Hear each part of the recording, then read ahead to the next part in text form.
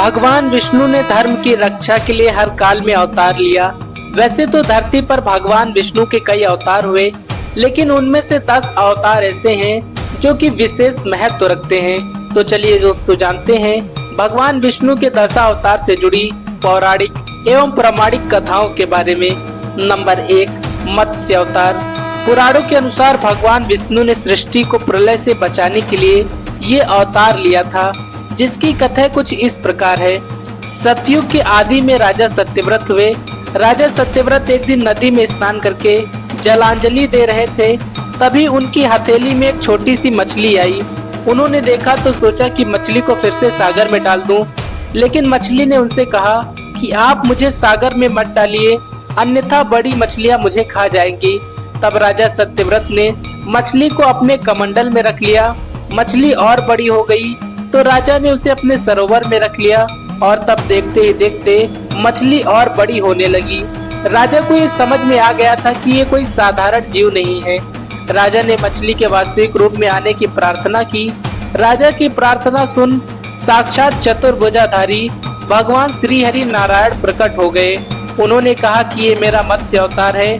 भगवान विष्णु ने राजा सत्यव्रत से कहा कि हे राजन, आज से 7 दिन बाद महान प्रलय आएगा।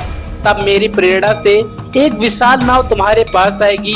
तुम सप्त ऋषियों, औषधियों, बीजों और प्राणियों के साथ स्वयं उस नाव में सवार हो जाना। जब नाव डगमगाने लगेगी तो मत्स्य के रूप में तुम्हारे पास आऊंगा। तब तुम वासुकी नाग के द्वारा उस नाव को मेरी सींग से बांध देना। उस समय मैं प्रश्न पूछने पर तुम्हारे सभी प्रश्नों के उत्तर दूंगा, जिससे मेरी महिमा जो पर ब्रह्म के नाम से विख्यात है तुम्हारे हृदय में प्रकट हो जाएगी। तब समय आने पर मत्स्यधारी भगवान विष्णु ने राजा सत्यव्रत को तत्व ज्ञान के उपदेश दिए, जो बाद में मत्स्य पुराण के नाम से प्रसिद्ध हुए। नंबर 2, कूर्म अवतार। धर्म ग्रंथों के अनुसार भगवान विष्णु ने कछुए का अवतार लेकर समुद्र मंथन में सहायता की थी। भगवान विष्णु के कूर्म अवतार को कच्छप अवतार भी कहा जाता है। एक बार महर्षि दुर्वासा ने देवताओं के राजा इंद्र को श्राप दे दिया। श्राप से बाहर निकलने के लिए इंद्रदेव भगवान विष्णु से प्रार्थना करने के लिए गए। तब भगवान विष्णु ने उन्हें समुद्र मंथन करने की सलाह दी।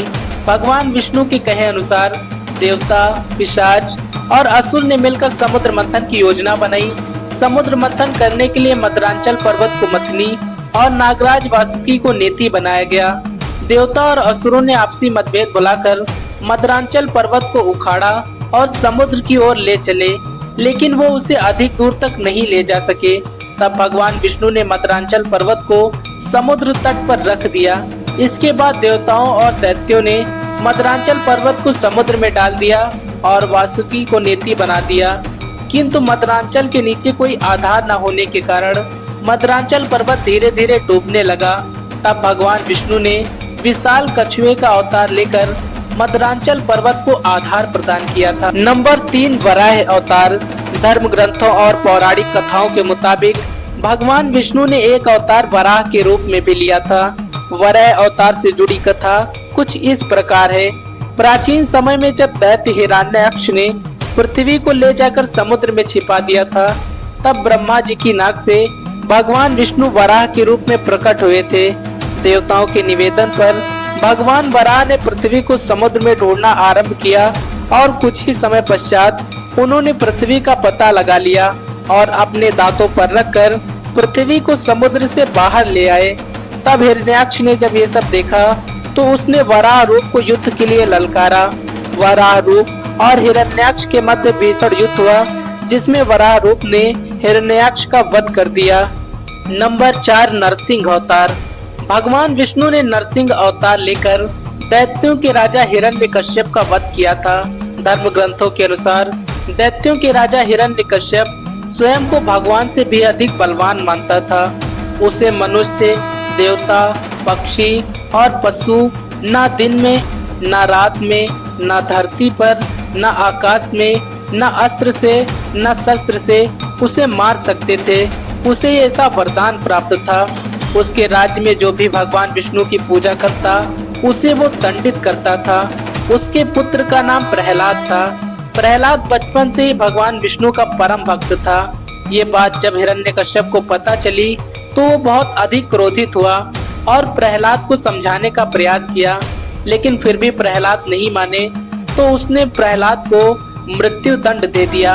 हिरण्यकश्यप ने प्रहलाद को कई बार जान से मारने की कोशिश की, लेकिन भगवान विष्णु के चमत्कार से वो हर बार बच गया।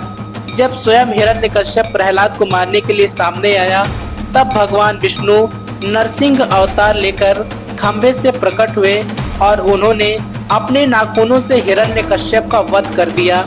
नंबर 5, वामन अवतार। सतयुग में दैत्यराज प्रहलाद के पौत्र राजा बलि ने स्वर्गलोक पर अपना अधिकार कर लिया था।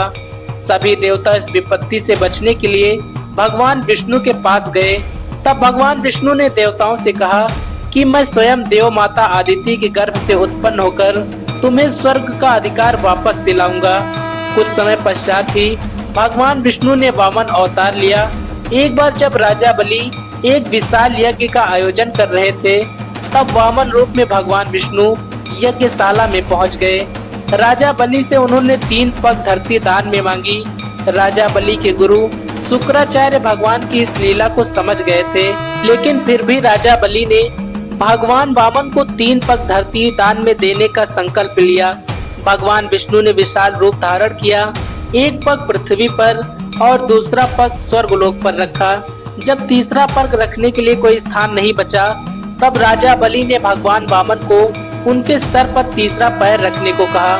भगवान वामन के तीसरे पैर रखते ही वो सूतल लोक पहुंच गया। राजा बलि की दान वीरता को देखते हुए भगवान विष्णु ने उसे सूतल लोक का स्वामी बना दिया। नंबर 6, श्री राम अवतार। त्रेता युग में राक्षस राज रावण का आतंक बहुत अधिक बढ़ गया था। उसके आतंक को देखते हुए भगवान विष्णु ने राजा दशरथ के यहाँ माता कौशल्या के गर्भ से जन्म लिया। इस अवतार में भगवान विष्णु ने अनेकों राक्षसों का वध किया था और मर्यादा का पालन करते हुए अपना संपूर्ण जीवन व्यतीत किया था। अपने पिता के कहने पर वो 14 वर्षों के लिए वनवास गए। वनवास भोगते समय रावण माता सीता का हरण करके उन्हें लंका लेकर चला गया। माता सीता की खोज में भगवान राम भी लंका पहुंच गए और भगवान राम और रावण के मध्य घमासान युद्ध हुआ, जिसमें श्री राम ने रावण को पराजित करके पुनः धर्म की स्थापना की। नंबर 7, कृष्ण अवतार। द्वापर युग में भगवान विष्णु ने कृष्ण अवतार लेकर अधर्मियों का नाश किया था। भगवान श्री कृष्ण का जन्म कारागार में हुआ था। श्री कृष्ण के पिता का नाम वासुदेव और माता का नाम देवकी था। भगवान विष्णु ने अपने इस कृष्ण अवतार में अनेकों लीलाएं और चमत्कार किए थे और इसके साथ ही उन्होंने कंस का वध भी किया था। श्री कृष्ण ने महाभारत के युद्ध में अर्जुन के सारथी के रूप में भूमिका निभाई थी और दुनिया को गीता का ज्ञान दिया था। महाभारत युद्ध जीतने के पश्चात धर्मराज युधिष्ठिर को राजा बनाकर श्री कृष्ण ने पुनः धर्म की स्थापना की थी। नंबर 8, परशुराम अवतार। हिंदू धर्म ग्रंथों के अनुसार भगवान परशुराम विष्णु के प्रमुख अवतारों में से एक हैं। भगवान परशुराम के जन्म के संबंध में 2 कथाएं प्रचलित हैं। हरिवंश पुराण के अनुसार उनमें से एक कथा कुछ इस प्रकार है। प्राचीन समय में माहिष्मती नगरी पर शक्तिशाली क्षत्रिय वीर अर्जुन का शासन हुआ करता था। वो बहुत अधिक अभिमानी था। एक बार अग्निदेव ने उससे भोजन करने का आग्रह किया। तब सहस्त्रबाहु ने अपने घमंड में आकर कहा कि आप जहाँ चाहे भोजन प्राप्त कर सकते हैं, सभी ओर मेरा ही राज है। तब अग्निदेव ने वनों को जलाना शुरू कर दिया। वनों में से एक वन में एक ऋषि की कुटिया थी। अग्निदेव ने उसे भी जला डाला। ऋषि ने क्रोध में आकर सहस्त्रबाहु को ये श्राप दे दिया कि भगवान विष्णु परशुराम के रूप में अवतार लेंगे और सभी क्षत्रियों का समूल विनाश कर देंगे। नंबर 9, बुद्ध अवतार। हिंदू धर्म ग्रंथों के अनुसार बौद्ध धर्म के संस्थापक भगवान बुद्ध भी भगवान विष्णु के ही एक अवतार थे।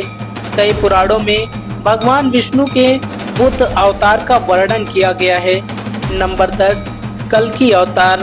पौराणिक कथाओं के अनुसार भगवान विष्णु कलयुग के अंत में कल्कि के रूप में अवतार लेंगे अवतार 64 कलाओं से युक्त होगा।